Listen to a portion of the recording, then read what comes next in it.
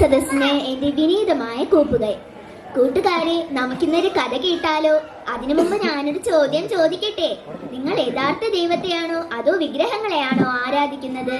പണ്ട് കാലത്തെ മനുഷ്യർ ദൈവമല്ലാത്തവയെ ദൈവമായി സങ്കല്പിച്ച് ആരാധിക്കുന്ന രീതി ഉണ്ടായിരുന്നു.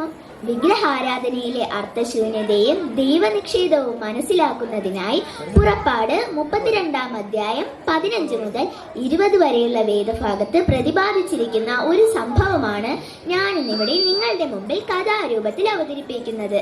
എന്റെ കഥയുടെ പേരെന്താണെന്ന് അറിയണ്ടേ? എന്റെ കഥയുടെ പേരാണ് വിഗ്രഹങ്ങളെ ആരാധിക്കരുത്. അതേ കൂട്ടുകാരെ, വിഗ്രഹങ്ങളെ ആരാധിക്കരുത്. കൂട്ടുകാരെ, നിങ്ങൾ മോശയെ പറ്റി കേട്ടിട്ടുണ്ടോ? ആരാണ് ഈ മോശ? ഫറവോന്റെ കൊട്ടാരത്തിൽ രാജകുമാരനായി വളർന്ന മോശ, മിദ്യാനിലെ ആട്ടിടയനായ മോശ. മോശയുടെ അമ്മയപ്പന്മാർ ആരാണെന്ന് അറിയാമോ കൂട്ടുകാരെ? അപ്പന്റെ പേര് അമ്രാം എന്നും അമ്മയുടെ പേര് യോഖേബേദ് എന്നുമാണ്. ഒരിക്കൽ മോശ തന്റെ അമ്മായിയപ്പനും മിദ്യാനിലെ പുരോഹിതനുമായ യിത്രോവിന്റെ ആടുകളെ മേച്ച് ദൈവത്തിന്റെ പർവ്വതമായ ഹോരേബ് പർവ്വതത്തിന് മുകളിലേക്ക് പോകുമ്പോൾ ഒരു അത്ഭുതകരമായ കാഴ്ച കണ്ടു. മുൾപ്പടർപ്പ് തീ പിടിച്ച് കത്തുന്നതും അത് വെന്തു പോകാതിരിക്കുന്നത്. ഈ കാഴ്ച കാണാൻ മുന്നോട്ട് ചെന്ന മോശയെ ദൈവം വിളിക്കുന്നു.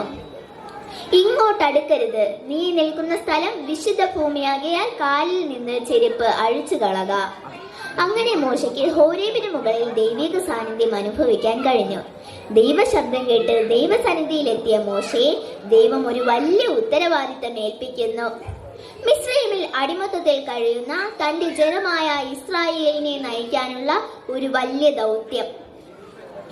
ഇസ്രായേൽ ജനങ്ങൾ അവരുടെ ആവശ്യങ്ങൾ പറയാനും അവർക്ക് വേണ്ടി പ്രാർത്ഥിക്കാനും മോശയെയാണ് ആശ്രയിച്ചിരുന്നത്.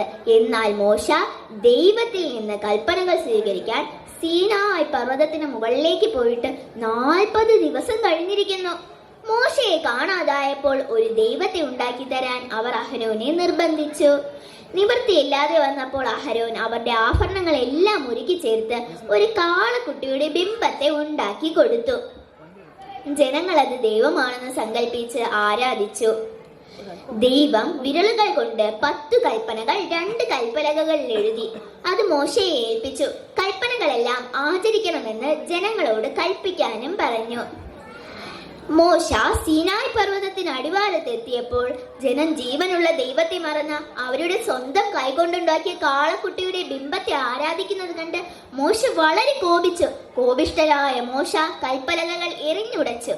കാളക്കുട്ടിയുടെ ബിംബത്തെ ചുട്ടു ചാമ്പലാക്കി വെള്ളത്തിൽ കലക്കി ജനങ്ങളെ കുടിപ്പിച്ചു.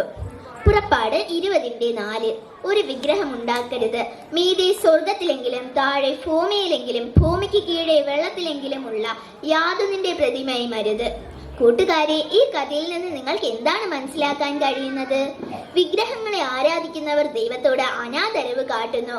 മാത്രമല്ല, നാം ജീവിതത്തിൽ ദൈവത്തെക്കാൾ എന്തിനെങ്കിലും സ്നേഹിക്കുകയോ പ്രാധാന്യം നൽകുകയോ ചെയ്യുന്നുണ്ടെങ്കിൽ അവയെല്ലാം വിഗ്രഹങ്ങളാണ്. അതുകൊണ്ട് നമുക്ക് ദൈവിക കൽപ്പനകൾ പാലിച്ച് ദൈവമക്കളാകാം. നന്ദി.